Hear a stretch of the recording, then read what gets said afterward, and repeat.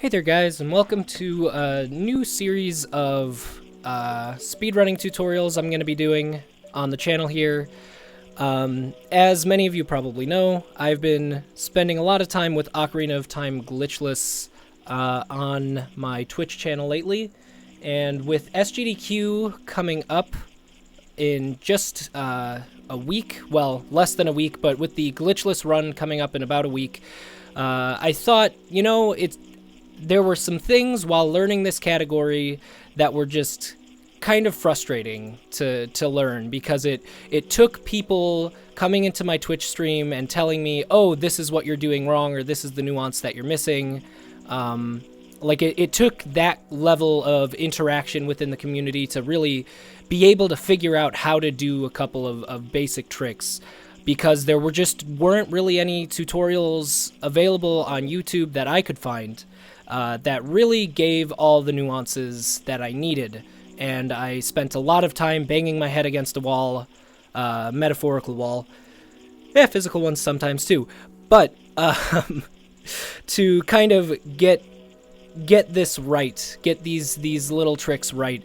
A lot of times they're just tiny little things, tiny little details to figure out what exactly you're doing wrong.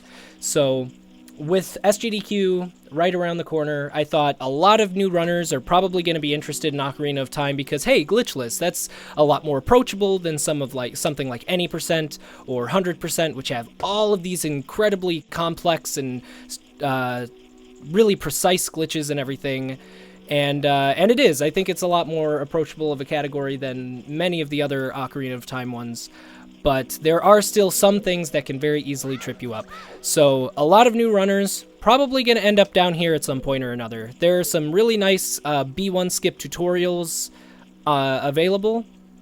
But at the end of the day, B1 skip is a fairly precise trick, so you're probably going to fail it every now and then. So the setup for B1 skip, if you guys don't already know, is you get into this corner. Neutral rolling is a good way to find out if you're solidly in the corner, because Link won't move. If you're not in the corner, you'll move. So get there by just pressing A. You don't need to press any direction on the stick. You backflip twice. You side hop once to the right, which I did not do. So backflip twice, side hop right once, side hop left once. And then, actually, I think this angle is a little bit bad. And I'll tell you why in just a sec. Okay, that's better. So now what you want to do is you want to line up the left side of your B button with this little black line right here. And when you start in C up, you should be right around here-ish, and you're going to see this left-facing C, and you want this line to be right above here. And so it's not incredibly precise to my knowledge, but it's still precise enough. So once you have that lined up, you want to hold Z, get out of C up mode, neutral roll by not pressing a direction, and just press A. Then you want to hold straight up and press A at the same time, which sometimes holding straight up can be tough for new players.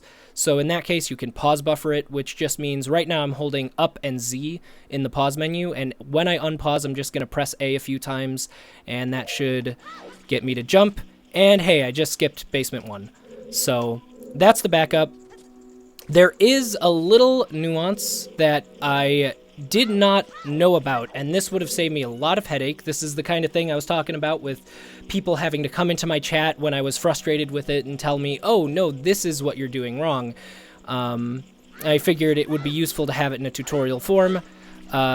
If you notice there, when I backflip twice, this little piece of land behind me, it pushes me over to the left, right? So backflip, hey look, that thing pushed me over to the left.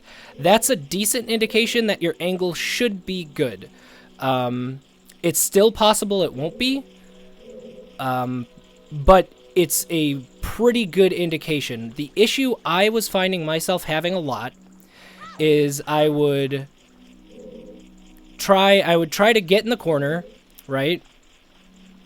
And I would do something like this. And if you can see, the land didn't push me to the left because my angle is way too far off to the right. And so now, when I do this, oh no, this is all kinds of wrong. This visual cue is supposed to be over here, and I just never could find out why it was that my angle was wrong, and that was kind of just the piece of the puzzle I was missing. Once somebody told me, hey, no, you need to be pushed to the left by this thing right here, it's been much easier ever since. So I figured, why not have a tutorial online that actually talks about that in greater detail, because would have saved me a lot of time and energy. So that's going to do it for this first kind of installment. Up next is going to be that little torch over there. We're going to have a thing or two to discuss about that thing. But for now, that's going to do it. Hope everyone enjoyed. Hope somebody learned something new. And I'll see you next time.